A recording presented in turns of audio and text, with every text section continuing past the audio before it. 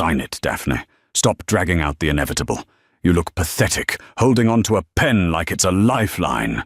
Felix sneered, checking his Rolex.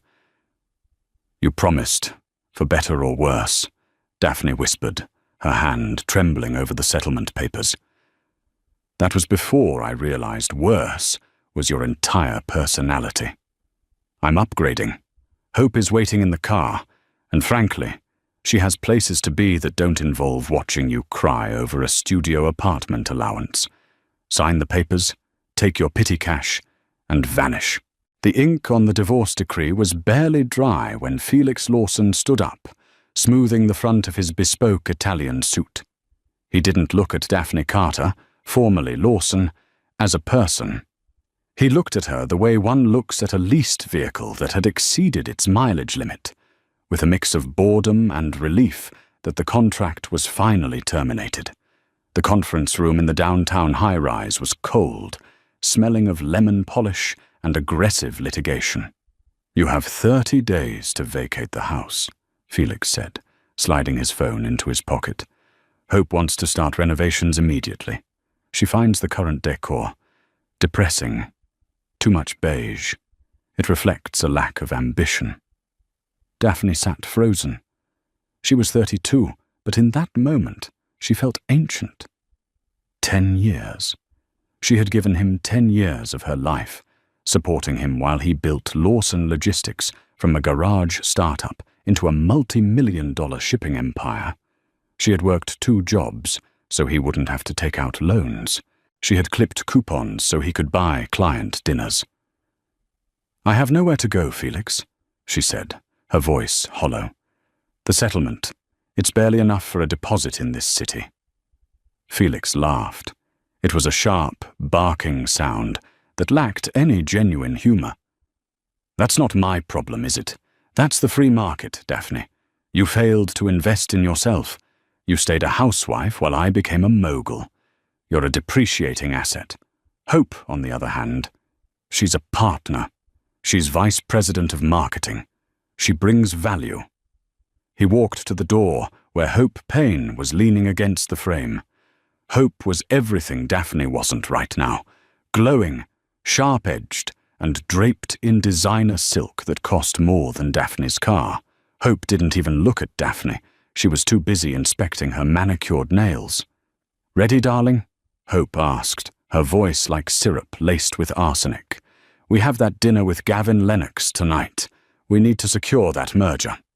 Coming, Felix said. He paused, looking back at Daphne one last time. Don't contact me. If you need money, get a job. I hear Starbucks is hiring. You were always good at serving people. They left. The heavy oak door clicked shut, leaving Daphne alone in the silence. She didn't scream. She didn't throw the water pitcher against the wall, though every nerve in her body screamed for release. Instead, she slowly capped her pen. The silence of the room felt heavy, pressing against her chest. She had defined herself by him for so long that without him, she felt like an outline of a person, transparent and fading. Her phone buzzed. It was Addison Jennings, her best friend, the only one who hadn't taken Felix's side when the money started rolling in. I'm outside, the text read. I have wine, I have pizza, and I have a shovel if we need to bury a body. Daphne managed a weak, watery smile. She picked up her purse, which felt lighter now that the house keys were gone. She walked out of the building, the wind whipping her hair across her face. On the curb, Felix's silver Porsche 911 GT3 was pulling away. Daphne saw Hope laugh at something Felix said, her head thrown back, her hand resting possessively on his knee. They looked like a golden couple from a magazine advertisement. Daphne looked down at her scuffed heels and realized Felix was right about one thing. She had let herself disappear to make room for his ego. But as the Porsche roared down the avenue, cutting off a taxi, Daphne felt a strange, cold sensation in her gut. It wasn't sorrow anymore. It was the absolute zero of a heart freezing over, 3 weeks later, Daphne was scrubbing the grease trap of a diner on the south side of the city. The petty cash Felix had mentioned had gone almost entirely to paying off the debts he had secretly racked up in her name. Joint credit cards she didn't know existed until the credit score alert started pinging. He had ruined her credit to leverage his business expansion years ago, and now, legally, half that debt was hers. "Table 4 needs a refill, Carter," the manager barked. "On it," Daphne said, wiping her hands on her apron. She was exhausted. Her hair, once kept in soft waves, was pulled back in a severe, fraying bun. Her hands were red and chapped. She was refilling a coffee for a trucker when the news played on the small television mounted in the corner. "Tech mogul and recluse, Arthur Carter, dead at 68, the anchor announced. Daphne froze. The pot of coffee trembled in her hand, splashing hot liquid onto the saucer. "Hey, watch it," the trucker grumbled. Daphne didn't hear him. She stared at the screen. They showed a photo of a man she hadn't seen in 15 years. Arthur Carter. Her father. He had left when she was 12. He had been a dreamer, an inventor, always tinkering in the shed, always promising his next big thing would save them. But the money never came. The arguments with her mother got louder, and one day he just walked out. Daphne had heard rumors he went to Silicon Valley, but she assumed he had failed there too. She had sent him an invitation to her wedding 10 years ago. It had been returned to sender. "Dead?" she whispered. She finished her shift in a daze. When she got back to the tiny, damp basement apartment she was renting from Addison's uncle, she sat on the edge of the mattress and stared at the wall. Her phone rang. It was an unknown number. "Is this Daphne Carter?" A deep, resonant voice asked. "Yes," she said, her voice raspy. "This is Uriel Walker, from Walker and Associates. I represent the estate of the late Arthur Carter. I need you to come to my office tomorrow at 10 a.m. for the reading of the will." Daphne frowned. "Mr. Walker, I think there's a mistake. My father, he didn't have an estate. He left us with nothing. Please, Miss Carter, it is mandatory. And bring identification. There are complexities." Daphne agreed, mostly out of curiosity. She expected perhaps a box of old trinkets, maybe some apology letters, or worse, more debt. Meanwhile, across town, in a sprawling penthouse overlooking the skyline, Felix Lawson was sipping a scotch while Hope scrolled through her tablet. "Did you see?" Hope asked, looking up. "Daphne's dad died." Felix snorted. "That old deadbeat? I'm surprised he wasn't buried in a pauper's grave years ago. Daphne probably has to pay for the funeral. Good thing we finalized the divorce, or she'd come begging for burial costs." "Actually," Hope said, her eyes narrowing as she read the business section of a niche tech blog. "It says here Arthur Carter was the silent partner in Obsidian Ventures." "Felix, didn't you try to get funding from Obsidian last year? They're huge." Felix froze. "Obsidian? No, that's impossible. Obsidian is run by a board of ghosts. Nobody knows who the majority shareholder is." The article speculates it was him. It says he held patents for semiconductor cooling systems used by, well, everyone, including us. Felix set his drink down, his mind racing. If Daphne's father was wealthy, secretly wealthy, and Daphne was his next of kin. "She doesn't know," Felix whispered. A slow, predatory smile spread across his face. "She thinks he was a bum. She has no idea what that estate is worth." "So?" Hope asked. "You're divorced. You get nothing." "Not necessarily," Felix said, standing up and pacing. "There was a loan 5 years ago, when the business was shaky. I took a private loan from a shell company to keep us afloat. I signed a personal guarantee. That shell company, I traced the IP address once, to a holding firm in Nevada. If that was Carter. You owe him money? No, Felix grinned. I defaulted on a technicality and countersued the shell company for predatory interest rates. It's been stuck in arbitration. If he's dead and Daphne is the heir, I can manipulate the debt. I can claim the estate owes me. Or better yet, I can get Daphne to sign over her rights to the estate in exchange for forgiving the debts she thinks she has. She's desperate, Hope noted, catching on. She's broke. Exactly. I'll go to the reading. As a creditor to the estate, I have a right to be present. Felix grabbed his jacket. Get dressed, Hope. We're going to pay my ex-wife one last visit. The offices of Walker and Associates were not in a glass skyscraper like Felix's firm. They were located in a restored pre-war brownstone in the historic district. The building smelled of old money, mahogany, leather, and silence. Daphne arrived 15 minutes early, wearing her only remaining good suit, a black blazer she had saved from the donation pile. She tried to smooth her hair, feeling painfully out of place among the oil paintings and Persian rugs. Miss Carter? She turned. Standing by the window was a man who looked less like a lawyer and more like a weary general. Uriel Walker was tall, with broad shoulders that strained his charcoal suit. He had salt and pepper hair and eyes that were a startling, piercing grey. He wasn't classically handsome like Felix. He was intense. I'm Uriel Walker, he said, extending a hand. His grip was firm, warm, and reassuring. Thank you for coming. Mr. Walker, I don't understand why I'm here, Daphne began. My father. Your father was a complicated man, Daphne, but he watched you. From a distance. Before she could ask what that meant, the heavy double door swung open. The air in the room seemed to suck out instantly. Felix Lawson walked in, wearing a navy pinstripe suit, looking like he owned the building. Hope Payne was on his arm, dressed in a white ensemble that looked more appropriate for a yacht party than a legal proceeding. Daphne stood up, her heart hammering against her ribs. What are you doing here?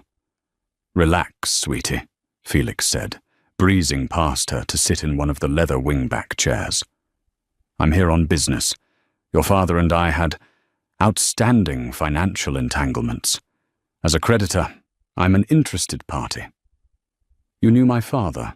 Daphne asked, confused. I knew a shell company he apparently hid behind, Felix corrected. He looked at Uriel. You must be the executor. I have the paperwork regarding the liens I hold against the Carter assets. I'm willing to settle for a lump sum, provided the estate has liquidity. If not, he glanced at Daphne with mock pity. I suppose I'll have to seize whatever assets are left. I'd hate for Daphne to inherit nothing but bankruptcy.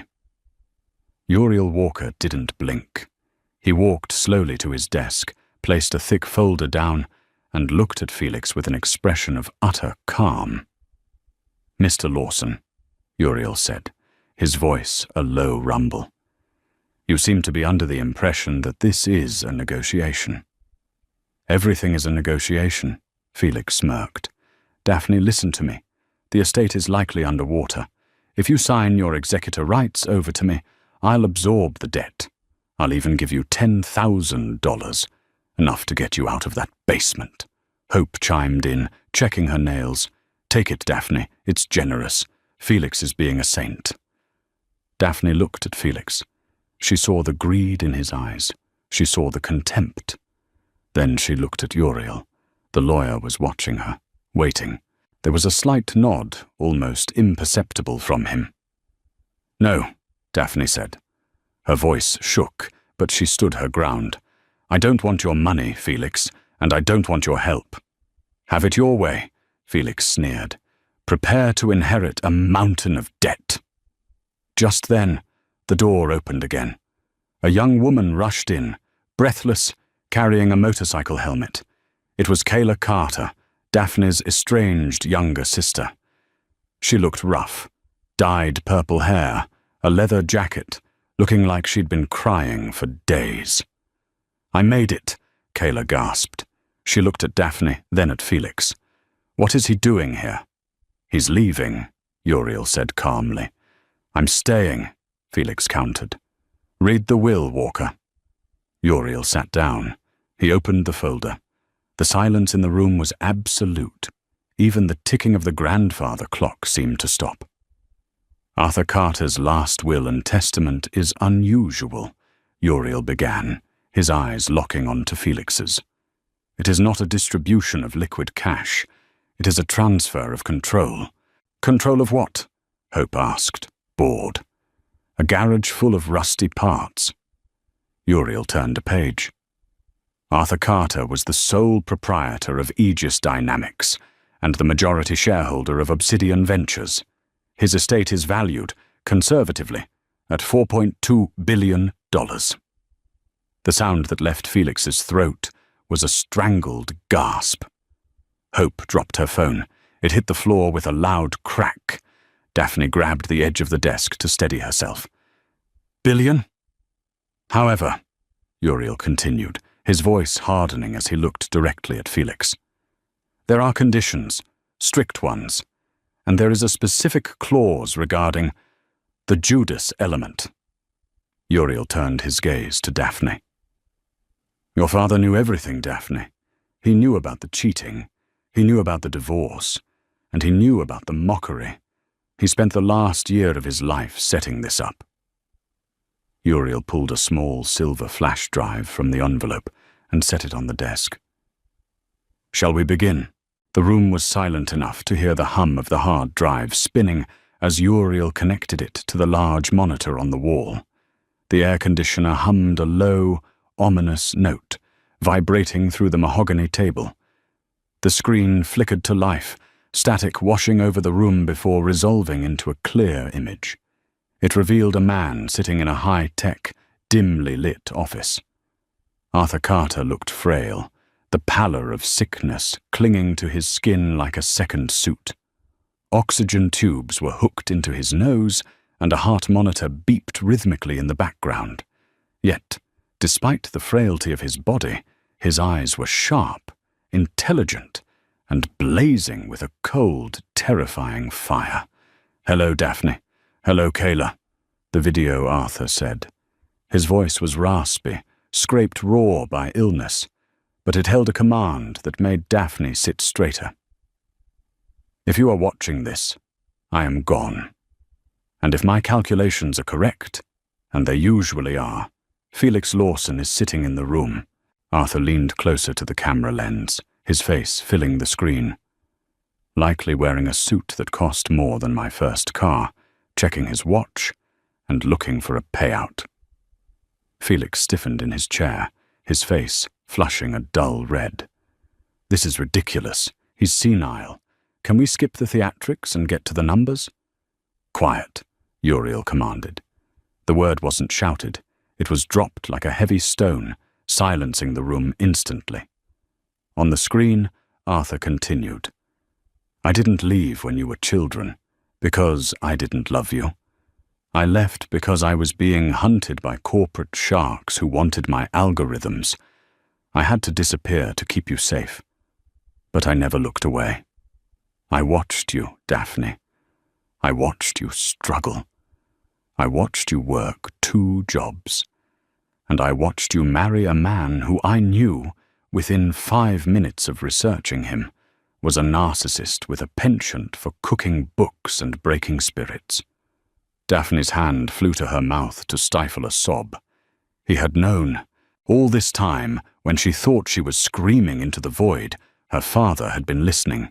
"I built Obsidian Ventures to protect you," Arthur continued, his voice softening slightly before hardening again.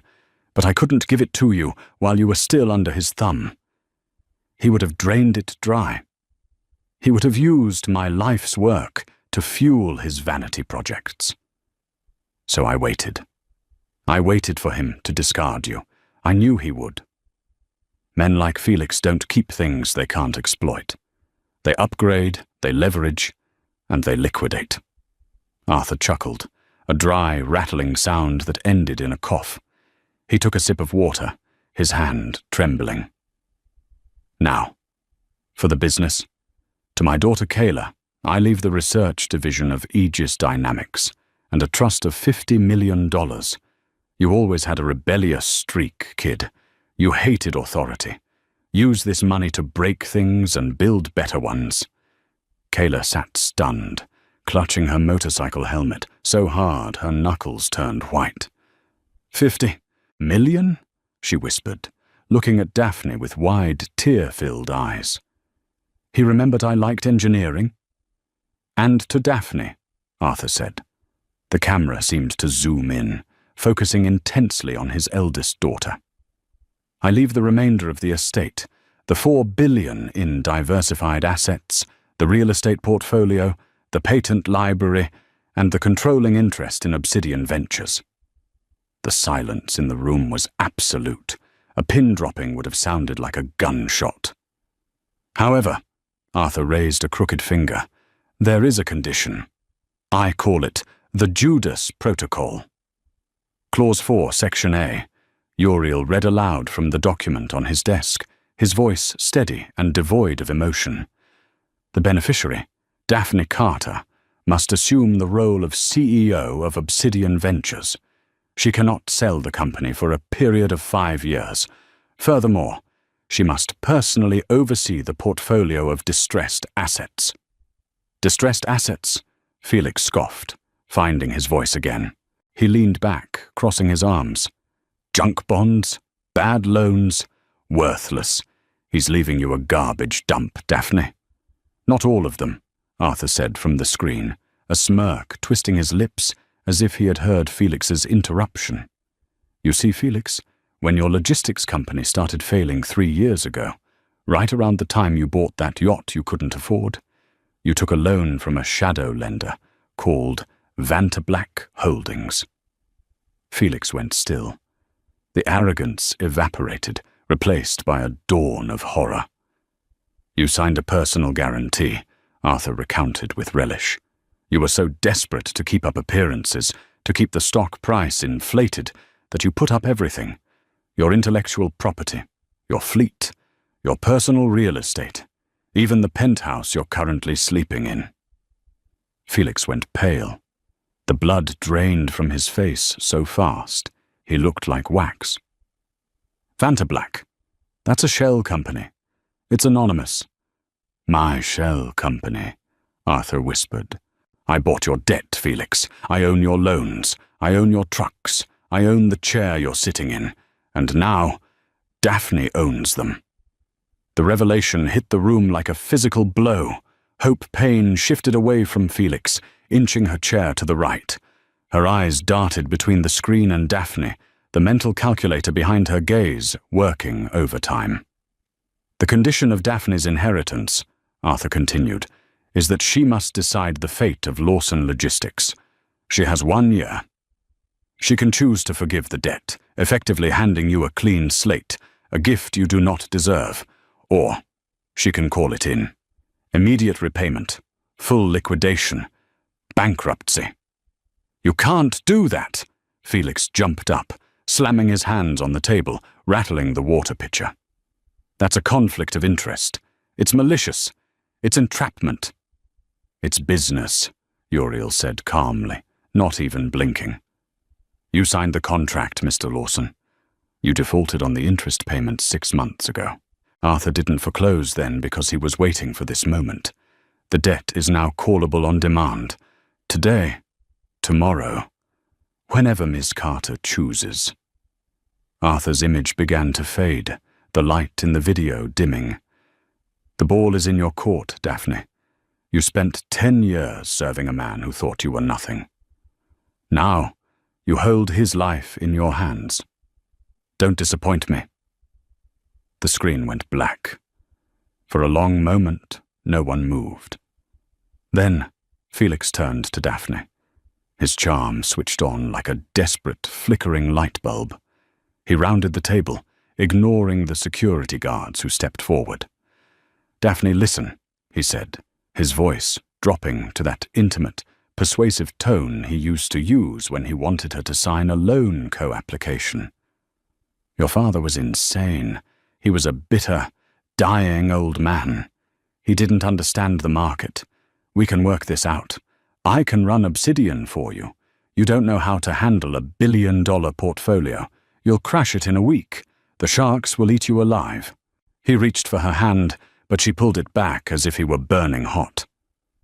Sign the debt forgiveness, Felix pressed, sweat beading on his forehead. And I'll give you a consultant role, a salary, real money. I'll take care of you, Daphne. Like I always did. Daphne looked at him, really looked at him. For the first time in 10 years, the fog lifted. She didn't see the powerful tycoon or the brilliant husband. She saw a sweating, panicked man in a suit he technically didn't own, begging for mercy from the woman he had called a depreciating asset less than a month ago. She stood up. Her legs were shaking, vibrating with adrenaline, but her voice was surprisingly steady. "Mr. Walker," Daphne said, her eyes never leaving Felix's face, "I'd like to accept the inheritance, and I'd like to review the files on Lawson Logistics immediately." "Daphne!" Felix shouted, lunging forward, his composure shattering. 2 large security guards materialized at the door, blocking his path. Uriel stood, towering over the desk, closing the file with a finality that echoed like a judge's gavel. "Mr. Lawson, Ms. Payne," Uriel said, "you are trespassing on private property. And since Miss Carter now holds the mortgage note on the building your penthouse is located in, yes, Arthur bought that too. I suggest you be very polite. You have rent to pay, and I believe you are already in arrears." Felix was dragged out, screaming about lawyers, lawsuits, and fairness. Hope Payne followed, but she didn't scream. She didn't look at Felix. She looked back at Daphne, her expression unreadable, calculating, and for the first time, fearful. When the heavy oak doors finally clicked closed, the silence returned. Daphne sank back into the chair, the adrenaline crashing. She put her head in her hands and let out a shuddering breath. "Breathe," Kayla said, reaching out to touch her sister's shoulder awkwardly. "Just breathe, Daph. You didn't faint. That's a win." "I can't run a company," Daphne whispered, looking at her calloused hands. "I scrub grease traps. I clip coupons. I don't know what a distressed asset actually is." "You managed a narcissist for a decade," Uriel said gently, walking over to pour her a glass of water. "You balanced a budget on $0 while he spent thousands. You anticipated the moods of a tyrant to keep peace in your home. Running a company is easy compared to walking on eggshells every day. And you won't be alone. I served your father for 20 years. I serve you now. The transformation didn't happen overnight. It wasn't a movie montage of shopping sprees and makeovers. It was a grueling, painful process of shedding skin, layer by agonizing layer. Daphne moved out of the basement and into her father's estate, a modernist fortress of glass and steel hidden in the hills overlooking the city. It was cold, vast, and filled with the ghosts of the man she barely knew. For the first month, she barely slept. Uriel was a demanding teacher. He didn't coddle her. He spent 12 hours a day drilling her on corporate finance, asset management, and the intricate web of companies Obsidian controlled. "Again," Uriel said one Tuesday night, pointing to a spreadsheet projected on the wall. "Why is this acquisition a risk?" "Because the debt-to-equity ratio is too high," Daphne recited, rubbing her tired eyes. "And their market share is being eroded by digital competitors." "Good. And this one?" "It's a trap. The assets are inflated." "Excellent. But the hardest lessons weren't about math. They were about power." "You have to be harder," Uriel scolded her one afternoon, as Daphne hesitated over firing a corrupt manager in one of their subsidiaries. The man was crying, showing her pictures of his kids. He stole from the pension fund, Daphne. He took money from the workers to pay for his gambling. Pity is a luxury you cannot afford. I don't want to be like Felix, she argued, her voice rising. I don't want to be heartless. You won't be, Uriel said, his voice soft but unyielding. Felix destroys people to feed his ego. You remove people to protect the collective. There is a difference. If you keep him, you hurt the 1,000 honest employees who work for him. Choose. She fired the manager. Afterward, she went to the bathroom and threw up. But the next day, she woke up, put on a tailored suit, and went back to work. It felt terrible, and then, strangely, it felt empowering. The real turning point came 6 weeks in, when Uriel gave her the key to the Black Ledger. It wasn't a physical book, but a secure, encrypted server containing all the dirt Arthur had gathered on Felix over the years. Daphne sat in her father's office, the glow of the monitor illuminating her face in the dark. June 2018. Felix diverts $50,000 from joint savings to purchase diamond bracelet for client acquisition. Recipient, Hope Payne. August 2019. Felix takes out second mortgage on Daphne's childhood home, forged signature, to cover gambling losses in Macau. Note, Daphne was told the bank made an error. December 2021. Felix tells Daphne the company is broke and she needs to sell her jewelry. Real status. Hidden offshore account balance, $1.2 million. Daphne read until her eyes burned. She had believed him. When he said they were broke, she had sold her grandmother's ring, the only heirloom she had left.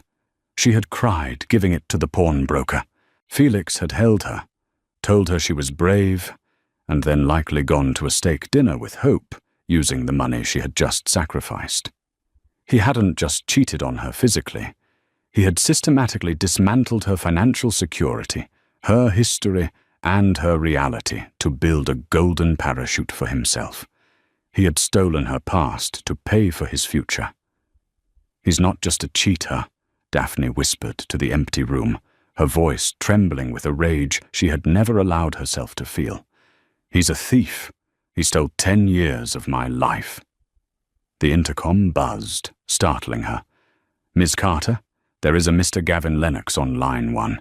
He says it's urgent regarding the port merger.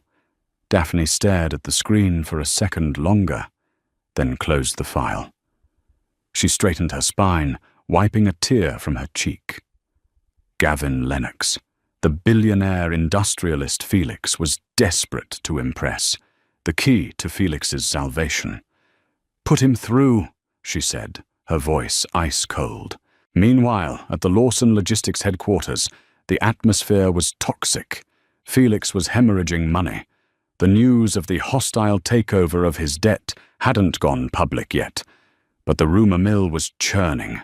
Suppliers were demanding cash up front. Fix it, Felix, Hope snapped. She was pacing his office, which looked significantly emptier. He had sold the art off the walls, a Basquiat print and a rare sculpture, to make payroll last week. I can't live like this. My credit card was declined at Saks today. Do you know how embarrassing that is? The salesgirl actually smirked at me. It's temporary, Felix roared, slamming the phone down. Daphne won't do it. She doesn't have the guts. She's bluffing.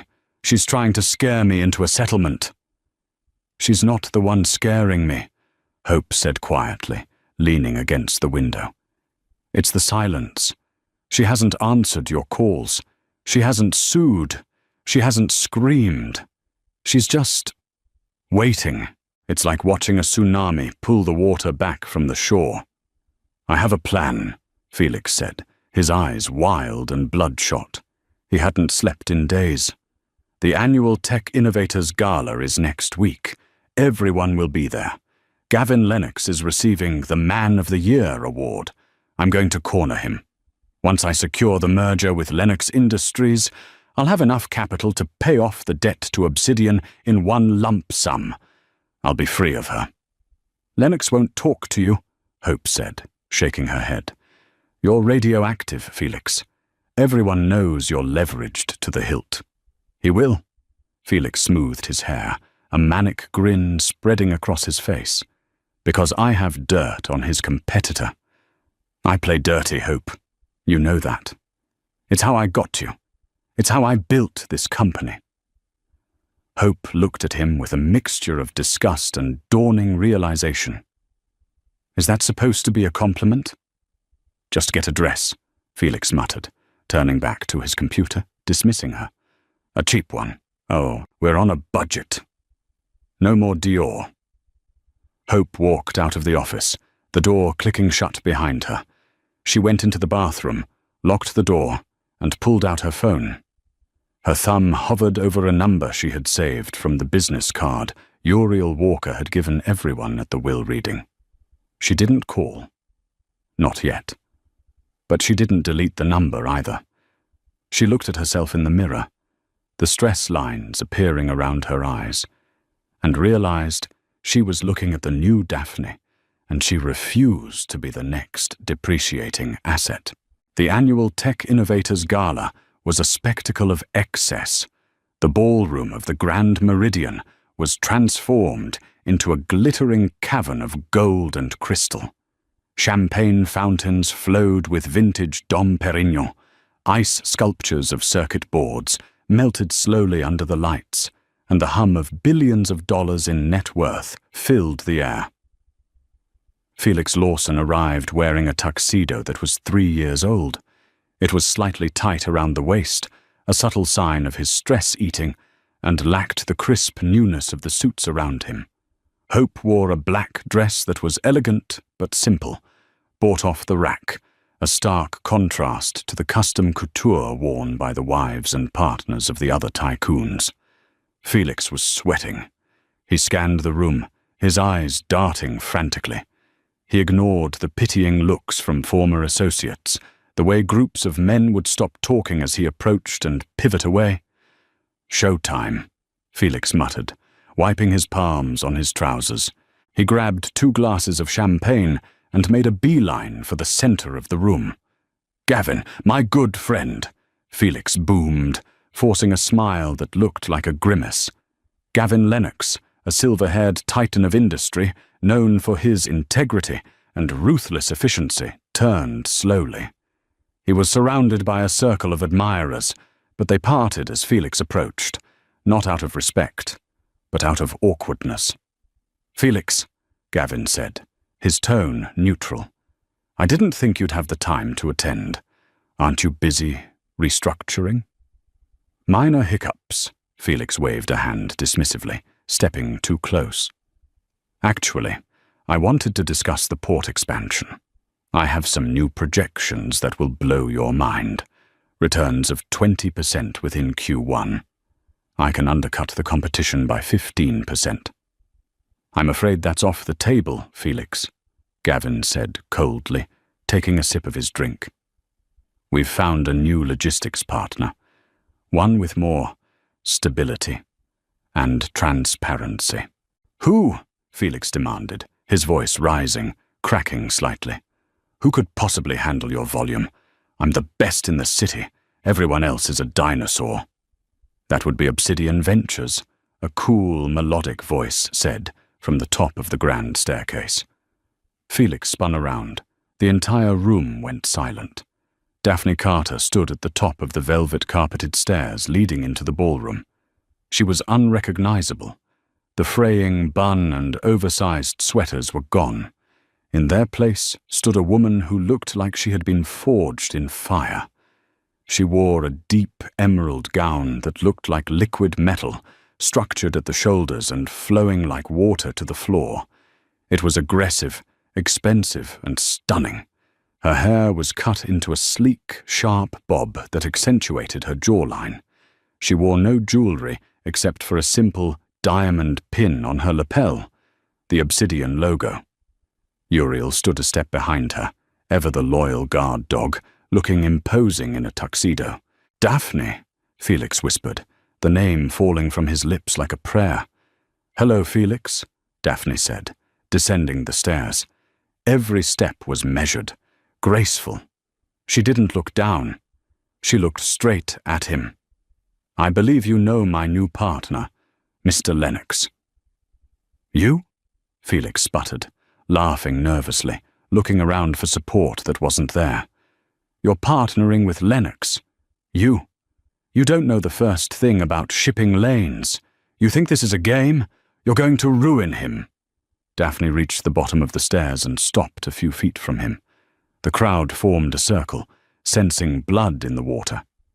"Actually," Daphne said, her voice projecting clearly through the silent room without shouting, "I know quite a bit about your shipping lanes, Felix. I know about the phantom shipments you logged in 2022 to inflate your stock price. I know about the bribes paid to customs officials in Panama to bypass safety inspections. And I know that your efficiency model is based on underpaying your drivers and falsifying their sleep logs." The crowd gasped. Whispers erupted like wildfire. Gavin Lennox looked at Felix with pure, unadulterated disdain. "That's slander!" Felix screamed, his face turning a violent shade of purple. Veins bulged in his neck. "I'll sue you. I'll take everything. You're a bitter ex-wife trying to destroy a successful man." "It's not slander if it's in your own ledger," Daphne said calmly. She signaled Uriel. Uriel handed a tablet to Gavin Lennox. Gavin scrolled for a moment, his eyebrows raising higher with every swipe. "This is—" Gavin looked at Felix. "This is federal fraud, Felix. You are charging me for premium secure transport and shipping my goods on unbonded third-party trucks. It's faked. She forged it." Felix lunged toward Daphne, his hands curled into claws. Uriel stepped forward, blocking him with a chest like a concrete wall. "I wouldn't, Mr. Lawson." "You stole my life!" Felix shouted, spit flying, his dignity completely gone. "You were nothing. You were a maid with a ring. You owe me everything. I made you." Daphne didn't flinch. She didn't step back. She stepped closer, invading his space until she was staring up into his wild eyes. "I don't owe you a thing, Felix, but you owe me. Specifically, you owe Obsidian Ventures $112 million. And as of this morning, I've decided to exercise the Judas Protocol." She pulled back, her eyes cold as the ocean. "I'm calling in the debt. You have 24 hours to pay in full, or I seize Lawson Logistics and sell it for scrap. I will strip the assets, sell the fleet, and dissolve the brand." "You can't," Felix whimpered, shrinking in on himself. "It will destroy me." "That," Daphne said, turning her back on him, the emerald dress swirling around her legs, "is the free market. Isn't that what you told me? I'm just upgrading to a better investment." She walked away, taking Gavin Lennox's arm. "Shall we discuss the new sustainable fuel initiative, Gavin?" "We shall, Miss Carter," Gavin said, turning his back on Felix. The room followed suit. Slowly, agonizingly, the conversations started up again. Backs turned. Felix was left standing alone in the center of the ballroom, a ghost in a rented tuxedo. Hope Payne stood by the champagne tower, gripping her glass until her knuckles were white. She watched Felix trembling, humiliated, finished. Then she looked at Daphne, who was laughing at something Gavin said, a genuine, free laugh. Hope set her glass down. She didn't go to comfort Felix. She didn't rush to his side. Instead, she turned and walked toward the exit, her heels clicking on the marble. She checked her phone and hit call on the number she had saved. "Mr. Walker," she said into the phone as she pushed through the heavy doors into the cool night air. "I think we need to talk. I have information on where Felix hid the offshore money. I want to make a deal." The interrogation room was actually a private conference suite at Obsidian Ventures. But to Hope Payne, it felt like a prison cell. The walls were glass, overlooking the city she had tried so hard to conquer. But now she was on the inside, looking out at a world that was rapidly shrinking. Daphne sat at the head of the table. She didn't look angry.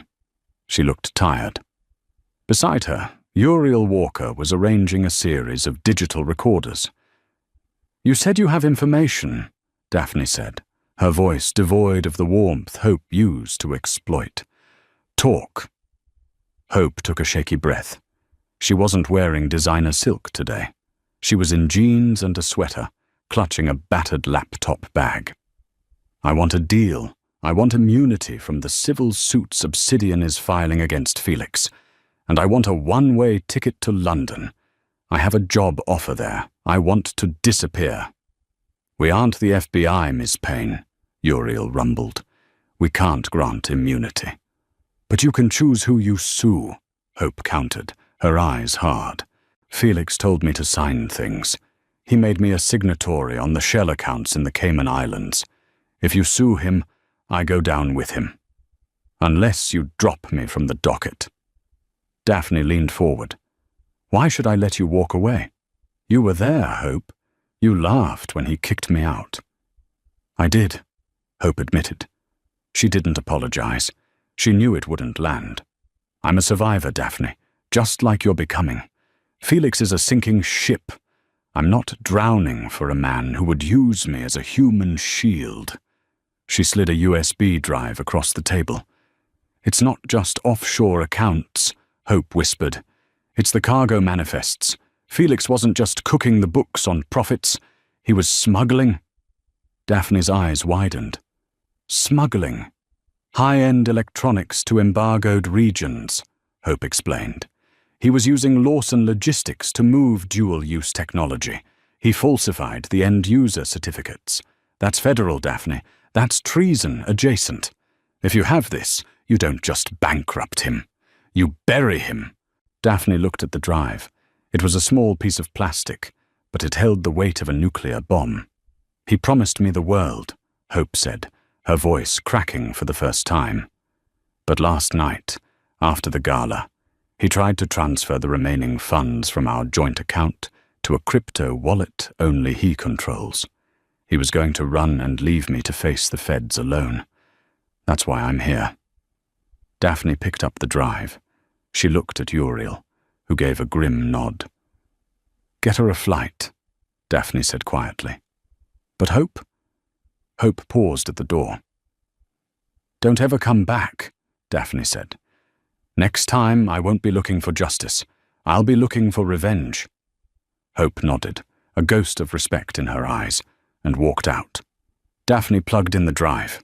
The screen filled with manifests, bank transfers and emails. It was worse than she thought. Felix hadn't just been greedy. He had been reckless to the point of madness. "He's done," Uriel said, closing the laptop. "This goes to the FBI immediately." "Do it," Daphne said. "But Uriel, I want to be there when they take him. The deadline for the debt repayment was 5 p.m. At 4:45 p.m., Felix Lawson was in his office, shredding documents. His tie was undone, his hair wild. He had been calling favors all day, but nobody picked up. The scene at the gala had gone viral. Lawson fraud was trending on Twitter. He grabbed his passport from the safe. He had a bag packed. He just needed to get to the private airfield. He had a pilot who owed him a favor. Or so he thought. "I'm the victim here," Felix muttered to himself, shoving cash into a duffel bag. "She manipulated me. She set me up." He moved to the door, but it didn't open. He jiggled the handle. Locked. "Open the door!" he screamed, pounding on the wood. The electronic lock beeped, and the door swung open. But it wasn't his secretary. Standing in the hallway were 6 federal agents in windbreakers marked FBI. Behind them, watching with a stoic expression, was Daphne Carter. "Felix Lawson," the lead agent announced, stepping forward. "You are under arrest for wire fraud, money laundering, and violation of international export control laws." "No!" Felix backed away, tripping over his duffel bag. "This is a mistake. My ex-wife. She planted it. She's trying to ruin me." "We have your signature on the manifests, Mr. Lawson," the agent said, cuffing him. "And we have the testimony of your VP of Marketing, Hope Payne." Felix froze. "Hope?" "She turned state's evidence this morning," the agent confirmed. Felix looked past the agents to Daphne. She stood in the sleek hallway of the building he had built, wearing a simple black coat. She didn't look happy. She didn't look sad. She looked resolved. "Daphne!" Felix shouted as they dragged him forward. "Daphne, please, I'm sorry. I was stressed. We can fix this. I love you. I always loved you." Daphne stepped forward. The agents paused, allowing her a moment. She looked down at the man who had defined her worth for a decade. He was crying now, snot running down his face, begging like a child. "You don't love anyone, Felix," she said softly. "You only love the reflection of yourself you see in their eyes. And right now, you look ugly." "Daphne, help me." "I am helping you," she said. "I'm teaching you the one thing you never learned. Actions have consequences." She turned to Uriel. "Let's go. I have a board meeting." As the elevator doors closed, Felix's screams echoed down the corridor, eventually cut off by the heavy thud of the law closing in 1 year later. The cemetery was quiet, the autumn leaves crunching under Daphne's boots. She placed a bouquet of white lilies on the grave marked Arthur Carter. "I wish I had known you," she whispered. "But I think I'm getting to know you now." "He would have been proud," a voice said. Daphne turned. Kayla was standing there, holding 2 coffees. Her purple hair was gone, replaced by a darker, natural shade, though she still wore her leather jacket. "Hey, sis," Kayla said, handing her a cup. "How's the research lab?" Daphne asked. "Insane," Kayla grinned. "We just patented a new water filtration system for arid climates. Uriel says the profit margins are thin, but the humanitarian impact is huge." "We'll subsidize it," Daphne said immediately. "Pull the funds from the logistics division. Carter Global, is having a record quarter." "You're good at this," Kayla noted, bumping her shoulder against Daphne's. "The boss lady thing." "I had to be," Daphne said, looking at the skyline in the distance. The past year had been a whirlwind. The trial of Felix Lawson had been the media event of the decade. He was sentenced to 20 years in federal prison. The assets of Lawson Logistics were seized, and Daphne had bought them back at auction for pennies on the dollar, rebranding the company and rehiring the drivers with better pay and benefits. She hadn't just taken his company, she had fixed it. "Have you heard from him?" Kayla asked. "He sends letters," Daphne said, "asking for money for the commissary, blaming his lawyers. I don't read them." "Good." They walked out of the cemetery together. 2 sisters who had been broken by different men in different ways, now rebuilding the world their father left them. A black sedan waited at the curb. Uriel opened the rear door. "Meeting with the investors in an hour, Miss Carter," Uriel said, "and Mr. Lennox sent flowers. Again." Daphne smiled. It was a genuine smile, one that reached her eyes. Gavin Lennox was kind, patient, and smart. They were taking it slow. No rush, no pressure. "Put the flowers in the lobby, Uriel," Daphne said. "Let everyone enjoy them." She got into the car. She checked her reflection in the rearview mirror. She didn't see a victim. She didn't see a divorcee. She saw Daphne Carter, CEO, sister, daughter. She saw herself. Daphne's journey wasn't just about money. It was about reclaiming the narrative of her own life. Felix Lawson thought he could discard people like objects, but he forgot that objects don't fight back. People do. In the end, the depreciating asset became the most valuable player in the game, proving that true worth isn't found in a bank account, but in the strength of your character when the world falls apart. If you enjoyed this story of justice served cold, make sure to hit that like button and subscribe to the channel. Turn on notifications so you never miss a new story. What would you have done if you were Daphne? Would you have forgiven Felix? Or did he get exactly what he deserved? Let me know in the comments below.